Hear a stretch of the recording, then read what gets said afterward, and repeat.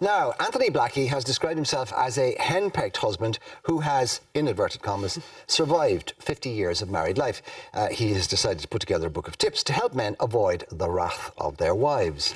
Anthony's book, The Squashed Man Who Married a Dragon, includes advice such as never say no, appear to agree, but then gently find the faults in her arguments. Anthony joins us now to tell us more, along with the dragon herself, the long-suffering wife, some might say.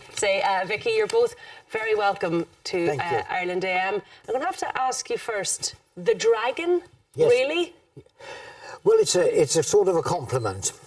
It really, when you think about it. This is part of the trick, is it? Yes, because in the book I actually refer to her Hitler's sister, or Genghis Khan's daughter, or daughter of darkness, or whatever crosses my tiny mind. And things that are unpublishable as well.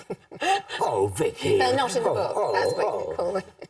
Actually, speaking of which, Vicky, how do you feel about being referred to like this? Well, he tries to smooth it out by saying dragons are mythical creatures, you see, and only occasionally breathe fire, but the rest of the time they fly about, I suppose. And Well, you see, the title is pejorative on two levels. A, there's calling you a dragon, but also he's implying that he's a squashed man, so he's browbeaten and he's henpecked, and that effectively he's bullied by you. So, well, the second title for the book was Henpecked to Happiness, which I thought was a better title myself. much more subtle. Much more subtle. Because in the book you refer to things as battle scars is one of the things. Yes. You say that once men understand, you know, how powerful women are, you will join the place with the Brotherhood of Martyrs. Yes. You talk about being crushed underfoot. Absolutely. And you've been married for how long? 52 years. 52 long, hard, cruel years. And if you could stand a little suffering on your programme, I can tell you. Yes, OK. All right. Just imagine this.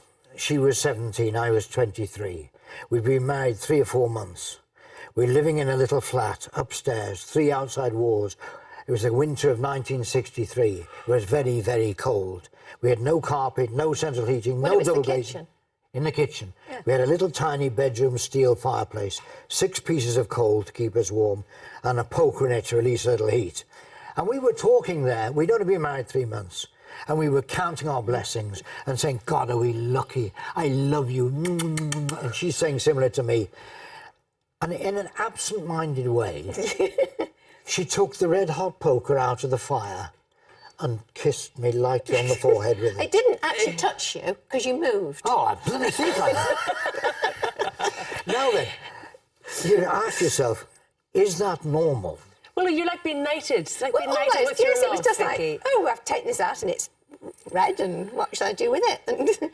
And he objected. I do. And I learned then very quickly, happiness and marriage don't go together. This is the biggest myth there is. So you're not happy? Oh, I'm ecstatic, but it's like sugar in tea. If you put too much sugar in, it wrecks the tea. Too much happiness in marriage wrecks the marriage. You've got to have wars and fighting and guerrillas, and then you have little moments when you make up. You might even kiss, so... Who is argumentative then? Is it Vicky or is it yourself?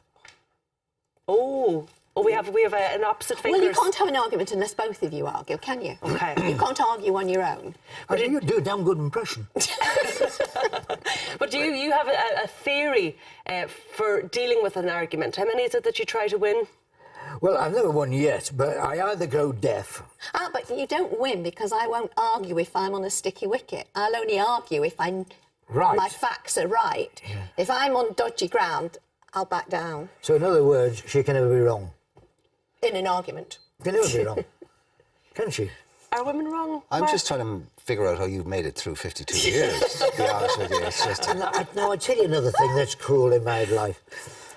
When we were married, she still is a beautiful girl, but she was a beautiful, beautiful girl, small, romantic, lovely. We used to Petite is the word you were looking for. Sorry? Petite was the word you were looking for. Yes, petite. Yeah. Oh, it's very good, isn't it? Yeah. we would dance the smoochy ones, and I'd look down and I'd think, God, am I a lucky man? Within 2 years of married life, she was looking me in the eye.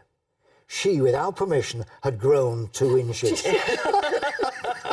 Maybe you had shrunk from all the I pressure. have shrunk now, but not then.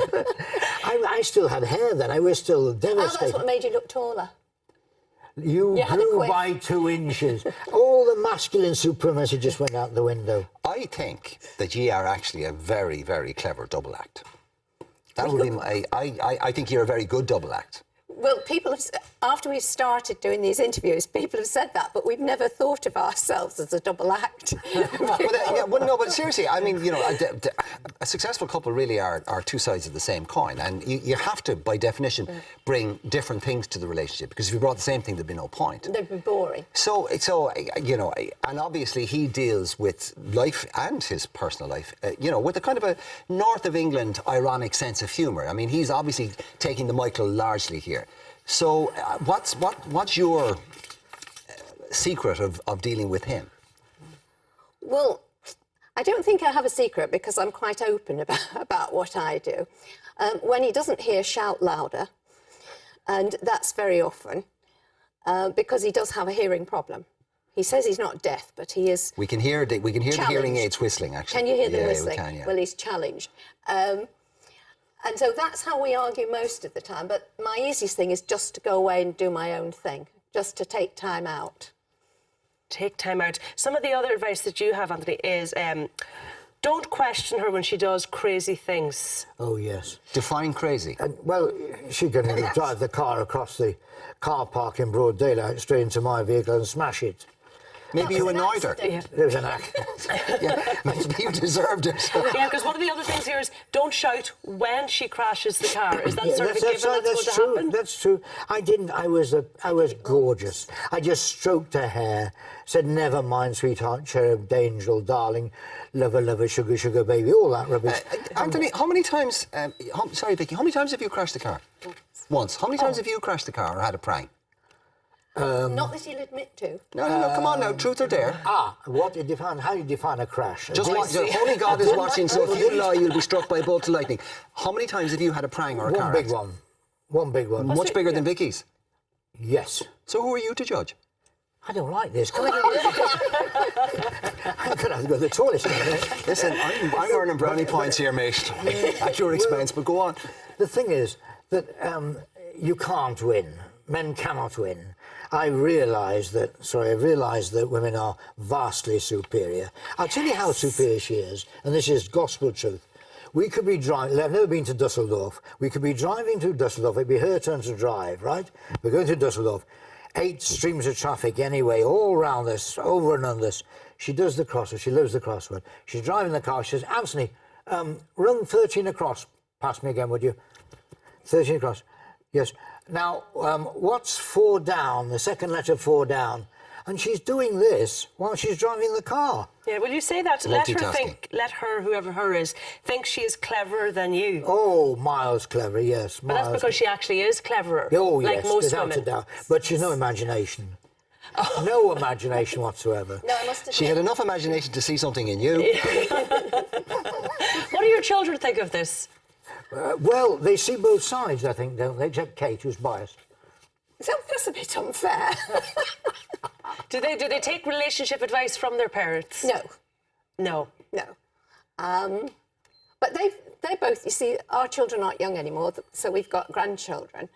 So no, they've been with their partners or married for 20-odd years. Okay, so they've seen something. They've seen what a successful relationship and marriage is. Because it doesn't matter how you get there. If you manage to stay together, you can still stand each other and still laugh and joke with each other, then it is a successful relationship. That's the key. Have a good laugh. Sorry? Keep laughing. Humour. That's Humour the is secret the to oil a of marriage. Anthony, who's your best friend?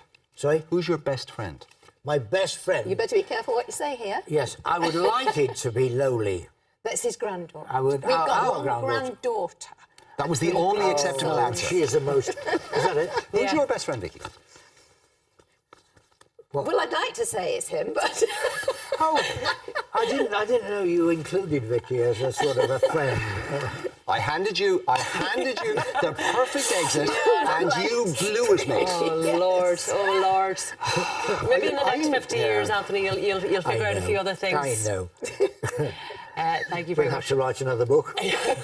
Thank you very much for joining us. I hope our viewers have got some helpful hints. Women are cleverer, don't give out when they crash the car, and I told you. generally, obviously, Appreciation yes. of silence and a man cave. Yeah.